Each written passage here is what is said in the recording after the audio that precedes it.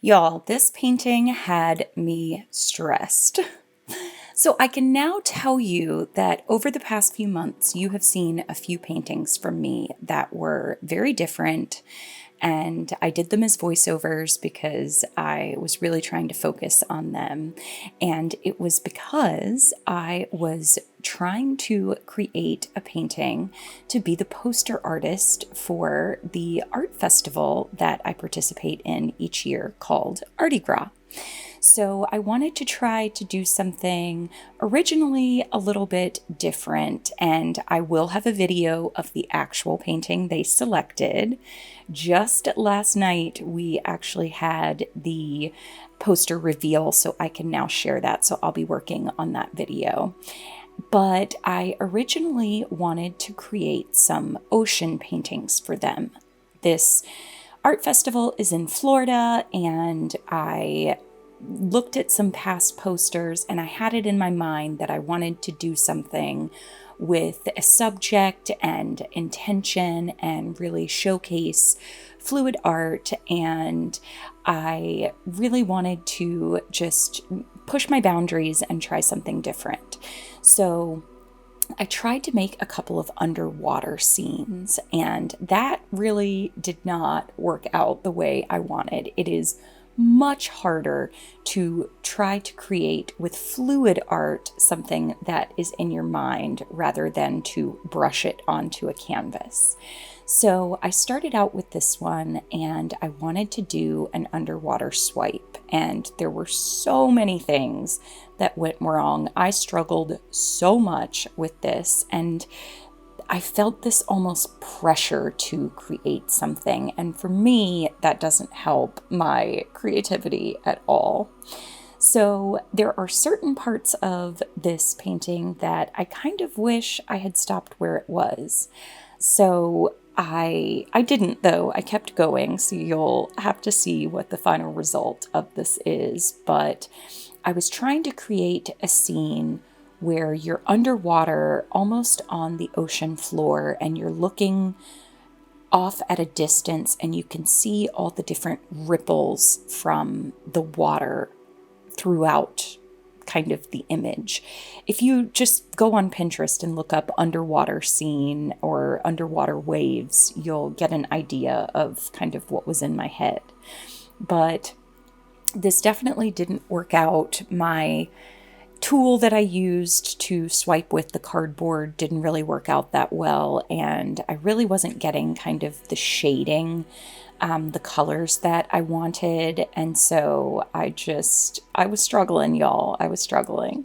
And if you get out into your studio and you are having a hard time, just know it happens to everyone, definitely me included. So I was trying to keep going, and here again, I swiped at an angle and I didn't really like that as much. And I wasn't making contact but up by the tape with the cardboard, and so I wasn't getting the swipes that I wanted. So at this point, I was just thinking, oh my goodness, this is a 2-foot by 3-foot canvas. What was I doing with this one? And I decided that the concept wasn't working out, and that's totally okay. But at least I gave it a try. I actually gave it 2 tries. You saw another video a while back of a jellyfish that I did, and it came from trying this similar concept. Over, I would say, the past, I don't know, few months prior to the end of the year last year, I probably made about 15 paintings and concepts for this poster, and I struggled with almost every single one of them. And for the actual poster that you'll see in a week or two, I went back to my roots and I did something that made me happy and that I love, and you will see that that is actually the one they ended up choosing out of all of them.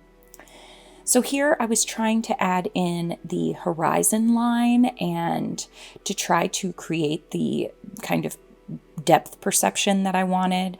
And I just realized at this point, honestly, it's not working. So when in doubt, swipe. So that's what I was doing. I was just trying to create some extra movement, but the paint was already spread out on the canvas, so I wasn't going to be able to tilt this out. So again, when in doubt, create a jellyfish.